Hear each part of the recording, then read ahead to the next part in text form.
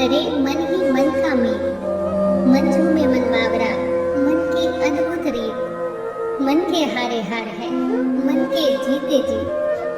सच बात है, जैसी जिसकी मति वैसी उसकी गति। हम वो सब कुछ कर सकते हैं जो हम करना चाहते हैं, यदि हमारा मन हमारे नियंत्रण में है। मन मनुष्य के शरीर का वो हिस्सा है जो दिखाई तो नहीं देता, पर होता बहुत शक्तिशाली है।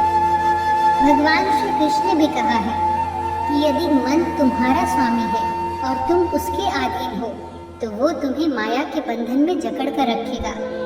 और जब तुम मन पर काबू पालोगे और उसके स्वामी हो जाओगे, तो वही मन तुम्हें मोक्ष के द्वार तक ले जाएगा। पर मन को दास बनाना इतना आसान कहाँ है।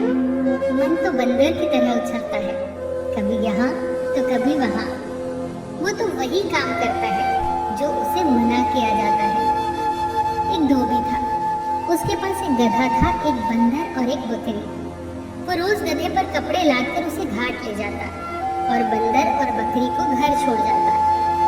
जैसे ही धोबी बाहर निकलता, बंदर अपनी रस्सी खोलकर उछल कूद करता, सामान इधर उधर फेंकता, जो कुछ भी घर में खाने को रखा होता वो खा जाता। और धोबी के आने से पहले बकरी की रस्सी खोलकर खुद को अपनी रस्सी में बांध लेता।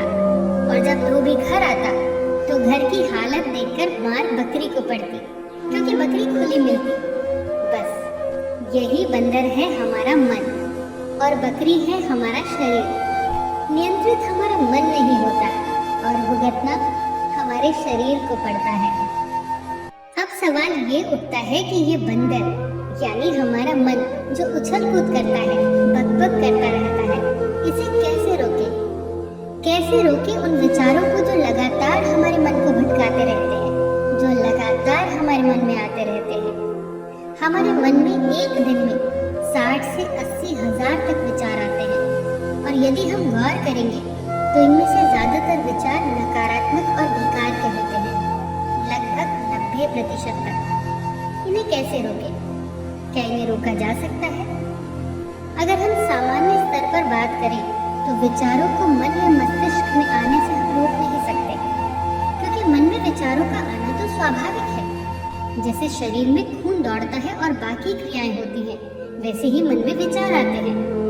पर हाँ, हम विचारों को नियंत्रित जरूर कर सकते हैं, और विचार नियंत्रित होंगे तो मन अपने आप स्थिर हो जाएगा। और ये होता है अभ्यास से, विचारों के प्रति साक्षी भाव से। साक्षी भाव का अर्थ हमें विचारों को देखना होगा, मन को खुद से अलग करके विचारों को देखना होगा, मन से एक दूरी बनाकर। अब आप सोच रहे होंगे कि अपने मन से हम अपने आप को अलग कैसे कर सकते हैं? आखिर मन तो हम ही है।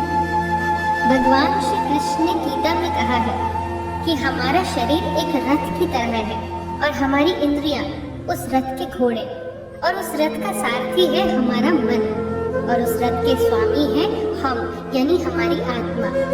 अर्थात हम और हमारा मन अलग अलग है। अपने मन से हम कभी भी दूरी बना सकते हैं और इसे नियंत्रित कर सकते हैं। इसे एक उदाहरण से समझते हैं कि जब हम एक हेवी ट्रैफिक जैम में फंस जाते हैं तो हमें चारों ओर गाड़ियां ही गाड़ियां दिखाई देती है। हमारे आगे या पीछे कितनी दूर तक जैम है या कितनी देर में क्लियर होगा, हम अंदाजा नहीं लगा पाते।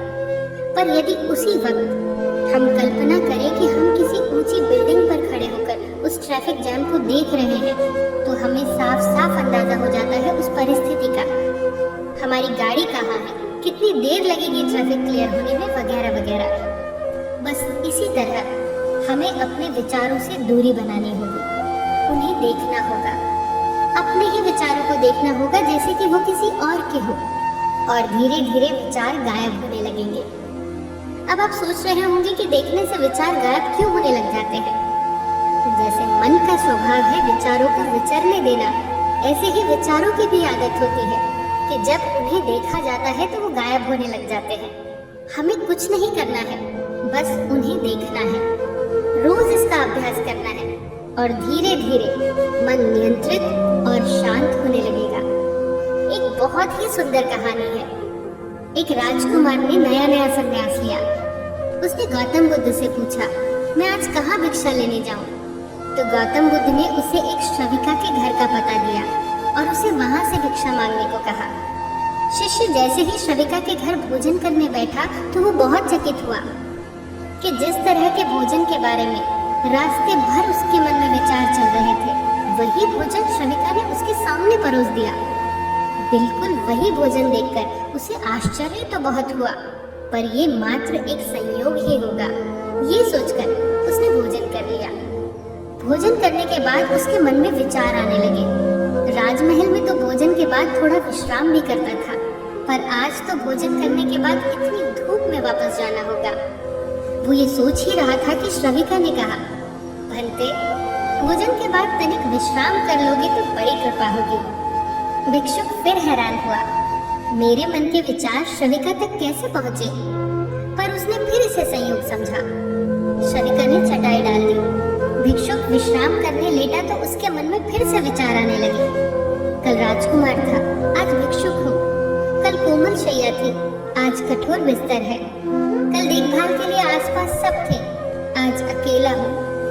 श्रविका दरवाजे से लौट ही रही थी कि वापस फिर मुड़कर बोली, भंते, यही तो जीवन है। परिवर्तन जीवन का नियम है और हम इस दुनिया में अकेले ही आए हैं और यहाँ से अकेले ही जाएंगे। बाकी तो सब मोह माया है। अब तो भिक्षुक चौंक कर उठ गया।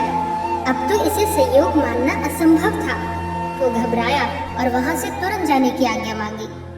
वो भिक्षुक तेज कदमों से गौतम बुद्ध के पास पहुंचा और जाते ही कहा, तथागत, मैं वहां अब कभी नहीं जाऊंगा। बुद्ध ने पूछा, क्या हुआ? क्या भोजन ठीक नहीं था? क्या सम्मान में कमी थी?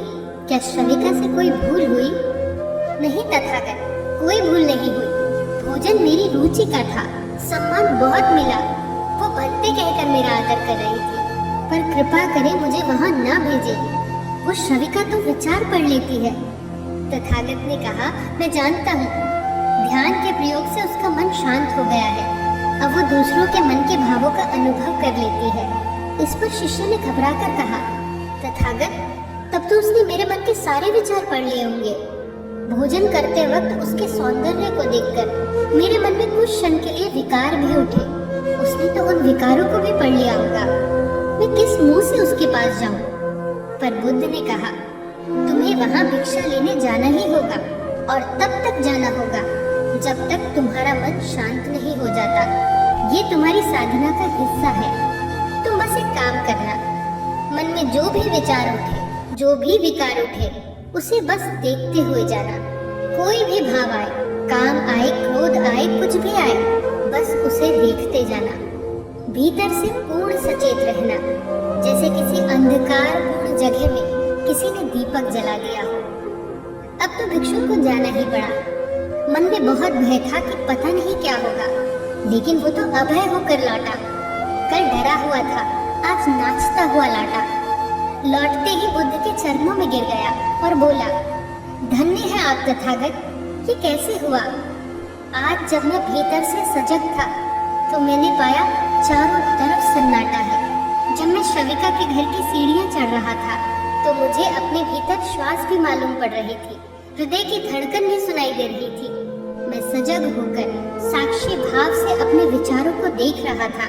वो धीरे धीरे गायब होने लगे। श्रविका ने जब मुझे भोजन दिया तो उसका एक एक कौर मुझे अपने भीतर महसूस हो रहा था। मैं हैरान था। मेरे भीतर धीरे धीरे सन्नाटा होने लगा। न अब वहाँ कोई विचार था, न कोई विकार, सिर्फ शांति ही शांति थी। इस पर बुद्ध ने कहा, जैसे किसी घर में प्रकाश हो तो उस घर में चोर नहीं आते, वैसे ही जो भीतर से सचेत है, जागा हुआ है, साक्षी है, उसके मन के द्वार पर बेकार के विचारों और विकारों का प्रवेश बंद हो जाता है और फिर मन धीरे धीरे शांत होने लगता है और स्थिर होने लग जाता है।